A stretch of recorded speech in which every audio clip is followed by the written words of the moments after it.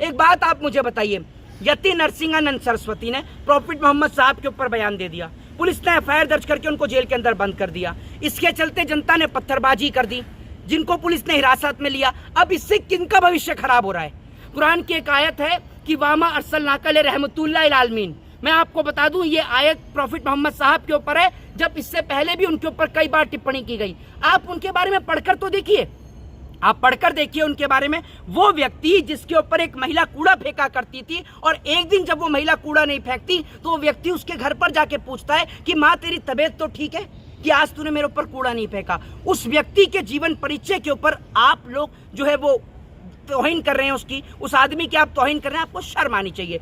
और जिन प्रॉफिट मोहम्मद साहब के ऊपर आपने टिप्पणी करी है, जरा कोई मुसलमान मुझे सामने आकर कह दे कि कहीं पर इस बात को लिखा हुआ है, या कोई हिंदू इस बात को कह दे कि प्रॉफिट मोहम्मद साहब, मुसलमान अगर इस बात को कह दे तो मैं बता दूं कि कहां मुसलमान की कौन सी कुरान में, कौन सी हदीस के अंदर इस बात का जिक्र है कि प्रॉफिट मोहम्मद साहब सिर्फ मुसलमानों के हैं, या हिंदुओं की कौन सी गीता के अंदर, रामायण के अंदर, महाभारत के अंदर किस बात का ये जिक्र है कि भगवान श्री कृष्ण किसके हैं? प्रभु तो सभी के हैं। देखिए, एक कहावत है, कुछ पंक्तियां हैं, उनसे जो है शुरुआत करूंगा कि कुछ बात है कि हस्ती मिटती नहीं हमारी, सदियों रहा है दुश्मन दौरे जहां हमारा। एक बात मैं आपको बता दूं कि इस देश के अंदर अंग्रेजों ने अपनी सत्ता काबिज करने के लिए कुछ इसी तरीके के हथकंडों को अपनाया था। हिंदू मुसलमान को आपस में लड़ाकर इस देश के ऊपर कब्जा करने का काम अंग्रेजों ने किया, और हमने कई 100 सालों की गुलामी को झेलने का काम किया। आज भारत वापस से उसी मुकाम पे और उसी मोड़ पर आकर खड़ा हो गया है। बड़ी दुर्भाग्य की बात है कि वो देश जो अपनी संस्कृति, अपनी वेशभूषा, अपने कल्चर और अपनी एकता और अपनी अखंडता, अपनी प्रभुता के लिए जाना जाता था, उस देश के अंदर कुछ लोग साधु और महात्मा के भेष में, मौलाना के भेष में सिर्फ नफरत घोलने का काम करते हैं। अब से कुछ साल पहले भी वसीम रिजवी जैसे लोग, यति नरसिंहानंद सरस्वती जैसे लोग, जिन लोगों का कोई जाति, कोई धर्म, कोई मजहब नहीं होता, इनका कोई इंसानियत से, मानवता से कोई लेना और देना नहीं होता, इन लोगों का सिर्फ एक ही सोच होती है कि कैसे भी करके, किसी भी तरीके से कर इस देश के हिंदुओं को उकसाया जाए, और सो कॉल्ड टीआरपी के लिए, सस्ती टीआरपी के लिए, सिर्फ अपने आप को फेमस करने के लिए इस प्रकार के बयान दिए जाएं। मैं आपको एक बात बता दूं कि जब आप भारत के लिए पढ़ेंगे ना, तो एक बात मैं आपको बता दूं कि जब मैं अपने आप को इंट्रोड्यूस करता हूं, तो अपने आप को इंट्रोड्यूस करते मैं अपने आप को, मेरी पहचान हिंदू, मुस्लिम, सिख, ईसाई से नहीं, जब मेरी पहचान भारतीय से होती है तो मुझे बड़ा गर्व महसूस होता है। और आपको एक बात बता दूं कि पहले ही भारत को कई भागों में विभाजित कर दिया गया, पाकिस्तान के रूप में, बांग्लादेश के रूप में, अफगानिस्तान के रूप में, वरना ये भारत अखंड भारत हुआ करता था। और आज भी जब मैं सोशल मीडिया पे कुछ वीडियोस पढ़ता हूँ ना, तो वहां पर रहने वाले जो पाकिस्तान के जो मुसलमान हैं, जो अफगानिस्तान के मुसलमान हैं, या जो पाकिस्तान के हिंदू हैं, वो लिखते हैं कमेंट बॉक्स में कि मैं भारत आना चाहता हूं।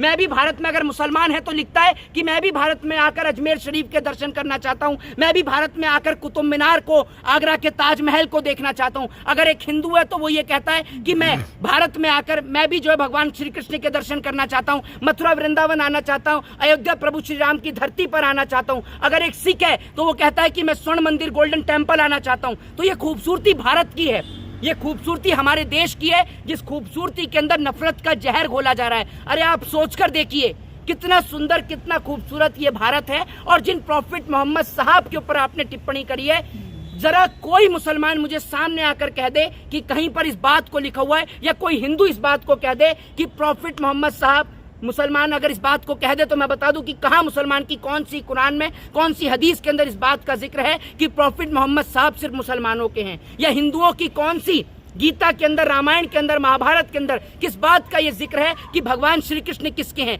प्रभु तो सभी के हैं, भगवान तो सभी के हैं, अल्लाह तो सभी के हैं। उनको मानने का हमारी संस्कृति, हमारा धर्म, हमारा मजहब, हमारी पूजा पद्धति वो अलग हो सकती है, लेकिन हमारा सबसे बड़ा धर्म, हमारा सबसे बड़ा मजहब इंसान और इंसानियत का है। और हमें अपने आप को बड़े गर्व के साथ हम कहते हैं कि we proud to be Indian, हम भारतीय हैं। और उस भारतीय के अंदर जिस तरीके से नफरत का जहर ये घोलने का काम करते हैं, कुरान की एक आयत है कि वामा अरसलनाका रहमतुल्लिल आलमीन। मैं आपको बता दूं, ये आयत प्रॉफिट मोहम्मद साहब के ऊपर है, जब इससे पहले भी उनके ऊपर कई बार टिप्पणी की गई। आप उनके बारे में पढ़कर तो देखिए, आप पढ़कर देखिए उनके बारे में। वो व्यक्ति जिसके ऊपर एक महिला कूड़ा फेंका करती थी, और एक दिन जब वो महिला कूड़ा नहीं फेंकती तो वो व्यक्ति उसके घर पर जाके पूछता है कि माँ तेरी तबीयत तो ठीक है कि आज तूने मेरे ऊपर कूड़ा नहीं फेंका। उस व्यक्ति के जीवन परिचय के ऊपर आप लोग जो है वो तौहीन कर रहे हैं उसकी, उस आदमी की आप तौहीन कर रहे हैं, आपको शर्म आनी चाहिए। दूसरी सबसे बड़ी बात कि जब आप हिंदू रिलीजन में आपने धर्म लिया, हिंदू रिलीजन में जब आपने जन्म लिया, तो आप हिंदू धर्म के ऊपर चर्चा करिए ना। आपको क्या जरूरत है किसी भी जाति, किसी भी धर्म और किसी भी मजहब के ऊपर कोई भी विवादित टिप्पणी देने की? ये बात मैं इस देश के हिंदुओं को भी समझाना चाहता हूं कि आप सोच कर देखिए, अगर हम उनके प्रॉफिट मोहम्मद साहब के ऊपर कोई टिप्पणी करेंगे तो कल को वो भी हमारे ऊपर कोई टिप्पणी करेंगे। इससे सिर्फ देश में विवाद पैदा होता और कुछ नहीं होता। एक बात आप मुझे बताइए, यति नरसिंहानंद सरस्वती ने प्रॉफिट मोहम्मद साहब के ऊपर बयान दे दिया, पुलिस ने एफआईआर दर्ज करके उनको जेल के अंदर बंद कर दिया। इसके चलते जनता ने पत्थरबाजी कर दी, जिनको पुलिस ने हिरासत में लिया। अब इससे किनका भविष्य खराब हो रहा है? एक बात मुझे बताइए ना, ये देश जो दिवाली और रमजान की खूबसूरती के लिए जाना जाता है, वो देश जो कृष्ण और राम और रहीम की एकता के लिए जाना जाता है, जिस देश के अंदर आजादी की जंग जो है वो राजगुरु सुखदेव, भगत सिंह, अशफाकुल्ला खां जैसे लोगों ने एक साथ मिलकर लड़ी, और आप कहते हैं कि मुसलमान को आप इस देश के इतिहास से, अगर आप मुसलमान को इतिहास से हटा देंगे तो कैसे बताएंगे कि राणा प्रताप ने किसके साथ युद्ध लड़ा? जिस कुर्ते को पहनकर आप बयान देते हैं वो कुर्ता टर्किश वर्ड है, और टर्किश वर्ड को, उस कुर्ते को कौन लेकर आया? मुगल एम्पायर लेकर आए देश के अंदर। आज फिरोजाबाद के अंदर जो हिंदू धर्म के अंदर महिलाओं की सबसे बड़ी सुहाग की निशानी है चूड़ियां, वो चूड़ियां बनाने वाले टोटल फिरोजाबाद में मुस्लिम है। तो क्या आप अपनी बहन बेटियों को चूड़ियां पहनाना बंद कर देंगे? क्या कुर्ता बोलना बंद कर देंगे? भाई आप, मैं एक बात बताऊं, ग्रेवी क्या है भाई? ग्रेवी मुस्लिम शब्द है, क्यों आप उसका प्रयोग करें? क्यों विदाउट ग्रेवी के क्या पनीर खा जाएंगे खाली? सोचकर तो देखिए। आप जो एक बात कह रहे हैं, राणा प्रताप बहादुर थे, बिल्कुल राणा प्रताप बहादुर थे। राणा प्रताप ने जंग किससे लड़ी? तो जिक्र तो करेंगे ना उस बात का कि राणा प्रताप ने अकबर से जंग लड़ी। तो आप अगर ये सोचते हैं कि मुसलमानों को इस देश के इतिहास से मिटा देंगे तो ये आपकी गलत सोच है। दूसरी सबसे बड़ी बात कि इस देश की आजादी के लिए जितना योगदान हिंदुओं का, सिखों का और ईसाइयों का रहा, उतना ही बराबर का योगदान मुसलमानों का भी रहा। बहादुर शाह जफर के बच्चों का सर काट के जब रंगून की जेल में रख दिया गया तो उनसे कहा जाता है कि क्या हुआ जफर, हिंदुस्तान की शमशीर क्या ठंडी पड़ गई है? तो उसके बाद बहादुर शाह जफर जवाब देते हैं कि जब तक गाजियों में बू रहेगी मान की, तख्ते लंदन तक चलेगी शमशीर हिंदुस्तान की। वो देश भारत जिस मुल्क की आजादी के लिए मौलाना साहब और पंडित ने एक साथ कंधे पर हाथ रखकर एक दूसरे के साथ मिलकर आजादी की जंग लड़ी, जंग आजादी एक साथ लड़ी, आज उस देश के अंदर जाति, धर्म और मजहब के नाम की लड़ाई, क्या ये सही है? मैं एक बात आपसे पूछना चाहता हूं कि प्रॉफिट मोहम्मद साहब के ऊपर विवादित टिप्पणी करने से आपको क्या हासिल हो जाएगा? या कोई अगर मुसलमान हमारे हिंदू धर्म पर टिप्पणी करता है तो उसको क्या हासिल होगा? ये सब चीजें सिर्फ देश में नफरत पैदा करती हैं। और मैं आपको समझाना चाहता हूं कि ये देश बटा पाकिस्तान के नाम पर, बटा बांग्लादेश के नाम पर और बटा अफगानिस्तान के नाम पर और बटा सिर्फ सियासती लोगों के चक्कर में, सिर्फ कुछ चंद सियासती लोग जिन्होंने अपने फायदे के लिए कह लीजिए या फिर एक मुस्लिम राष्ट्र बनाने के लिए कह लीजिए, कैसे भी करके देश को अलग किया। भारत जब बना, भारत के अंदर जो पूर्वज, जो भारत के जो लोग रुके, भारत को छोड़ के सिर्फ मुसलमान ही नहीं गए, बहुत सारे हिंदू भी पाकिस्तान में रहते हैं, बहुत सारे हिंदू रहते हैं। बांग्लादेश में सिर्फ मुसलमान नहीं रहते, बांग्लादेश में हिंदू भी रहते हैं। तो जिसको जहां पसंद आया रहना वो वहां रहा।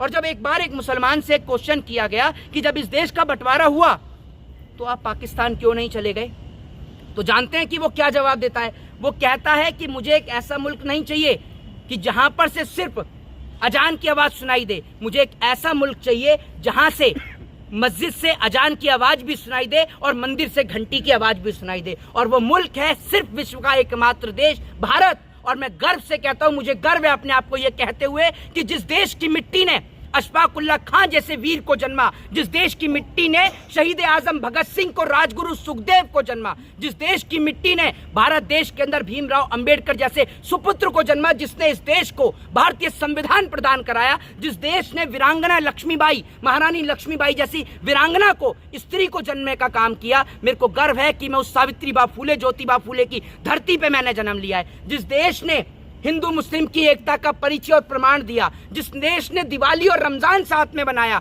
जिस देश ने होली और ईद साथ में बनाई, जिस देश ने जन्माष्टमी और मुहर्रम एक साथ में बनाया, मैं उस देश की मिट्टी में जन्म लेता हूं। अगर हमारे नवरात्रे चलते हैं तो मुसलमानों के रोजे भी आते हैं, अगर हमारी दिवाली आती है तो उनकी ईद भी आती है। और यही खूबसूरती भारत देश की है। कल जब मैं कुछ लोगों के बीच में बैठा था तो वो मेरे से बोलते हैं कि मैं जा रहा हूं, तो मैंने उनसे कहा कि आप इतनी जल्दी क्यों जा रहे हैं, अभी तो 11 साढ़े 11 ही हुए। तो बोले कि बच्चों को जो है वो रामलीला का मेला दिखाने लेके जाना है। एक मुसलमान ये कह रहा है कि उसे अपने बच्चों को रामलीला का मेला दिखाने जाना है। तो ये देश सिर्फ एकमात्र ऐसा देश है, वरना नवरात्रि के पावन माँ दुर्गा के पर्व चल रहे हैं, माँ दुर्गा के नवरात्रे चल रहे हैं। चले जाइए आप किसी और देश में, घूम आइए दुबई, घूम आइए इराक, घूम आइए कुवैत, घूम आइए पाकिस्तान, घूम आइए बांग्लादेश, कहीं भी घूमे आइए, लेकिन कहीं पर भी आपको भारत जैसी रौनक देखने को नहीं मिलेगी। जहां आपको जितना खूबसूरत भारत नवरात्रि और दिवाली पर रहता है, उतना ही खूबसूरत भारत ईद पर भी सस्ता है, रमजान पे भी सस्ता है। रमजान के पूरे 1 महीने बाजारों में रौनक रहती है और